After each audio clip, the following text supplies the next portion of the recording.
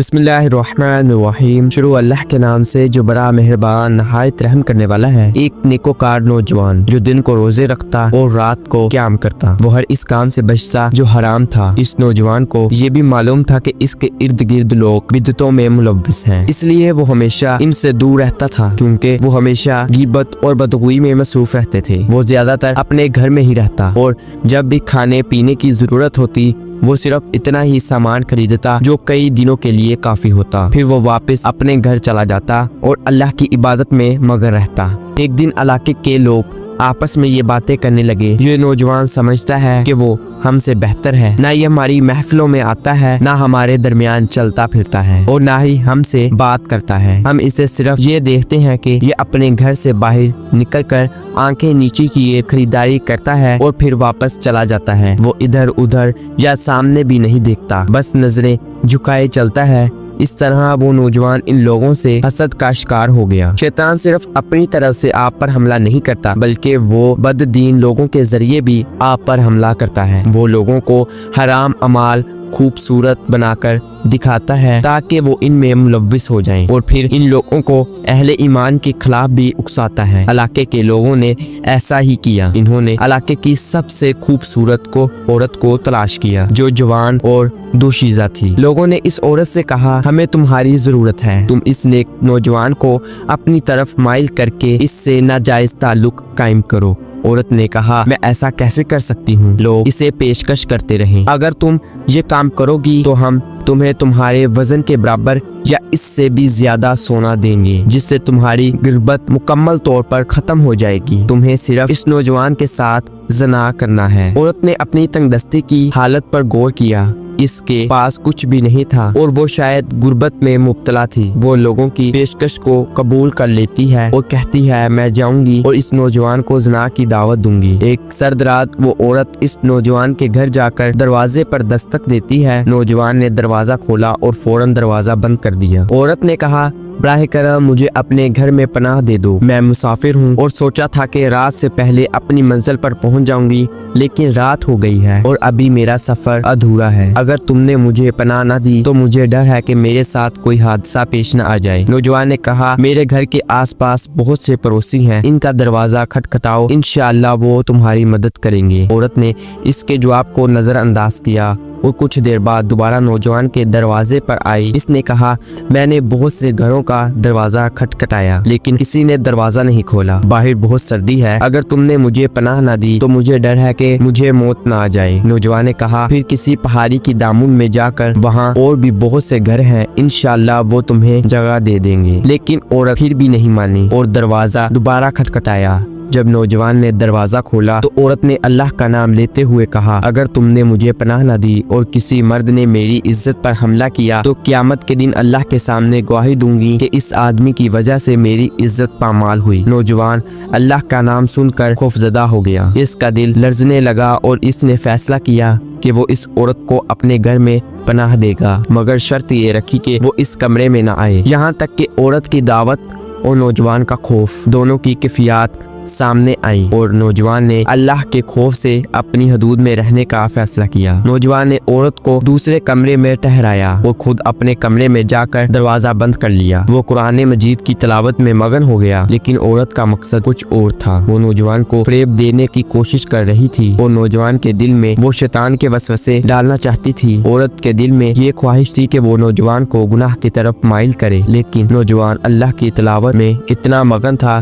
कि इसकी नजर किसी गुनाह की तरफ नहीं उठती थी। और दूसरी तरफ इलाके के लोग नौजवान के घर के इर्द गिर्द जमा हो गए, क्योंकि वो जानते थे कि औरत अब इसके घर में मौजूद है। वो इस बात का इंतजार कर रहे थे कि कब दोनों को पकड़ सकें और इनके दरमियान कोई गुनाह हो ताकि वो नौजवान को रुसवा कर सके। नौजवान मुसलसल कुरान की तिलावत में मशगूल था और अल्लाह के जिक्र में इतना मशगूल था कि वो इस फितने पर से बेखबर था जो इसके इर्द गिर्द जारी था। लेकिन औरत जो कि फितना में मुब्तला हो चुकी थी, इस नौजवान के करीब जाने के लिए पुरअज़म थी। अब वो औरत मुसलसल चीखो पुकार करने लगी और इसकी आवाज सुनकर नौजवान फौरन अपने कमरे से बाहर निकला।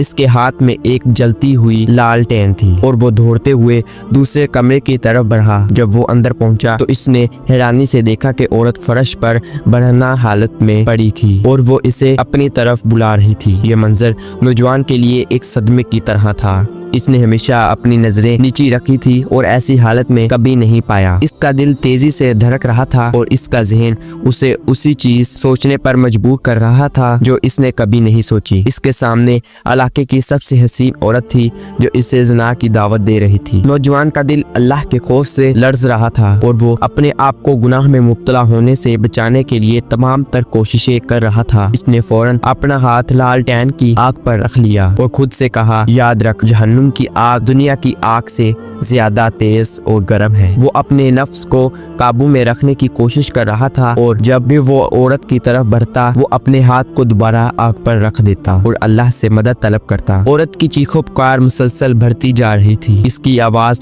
سن کر علاقے کے لوگ دروازے تک پہنچ گئے اور جیسے ہی انہیں یہ یقین ہو گیا کہ اب دونوں کو زنا کی حالت میں پکڑنے کا موقع ملنے والا ہے، وہ دروازہ توڑنے کی کوشش کرنے لگے۔ وہ بے چین تھے کہ کب اندر داخل ہو کر نوجوان کو رسوا کریں، لیکن جب لوگ دروازہ توڑ کر کمرے میں داخل ہوئے تو ان کی نظر ایک غیر متوقع منظر پر پڑی۔ عورت کمرے پہ فرش پر بیٹھی چیخیں مار رہی تھی اور نوجوان کمرے کے ایک کونے میں بیٹھا تھا جو کہ روتا رہا۔ اس کا ہاتھ لالٹین کی جلتی ہوئی آگ پر رکھا ہوا تھا اور وہ تکلیف کی شدت سے رو رہا تھا۔ عورت مسلسل چیخ رہی تھی لیکن نوجوان کا دل اللہ کے خوف سے لرز رہا تھا۔ وہ روتے ہوئے کہہ رہا تھا، اللہ کے واسطے مجھے یہاں سے لے جاؤ، واللہ اس نوجوان کا ایمان مجھے مار رہا ہے۔ نوجوان کا جسم درد سے کانپ رہا تھا اور وہ جانتا تھا کہ اگر اس نے اپنے آپ کو سنبھالا نہ تو وہ گناہ میں مبتلا ہو جائے گا۔ اس کے دل میں اللہ کی رضا کے سوا کچھ اور نہیں تھا۔ لوگوں نے نوجوان کو سنبھالا اور اس عورت کو کمرے سے باہر نکال دیا۔ نوجوان کمرے میں بیٹھا اللہ سے گر گرا کر معافی مانگ رہا تھا اور بار بار دعا کرتا، یا اللہ مجھے میرے گناہ پر معاف کر دے جو میں نے سوچا تھا مگر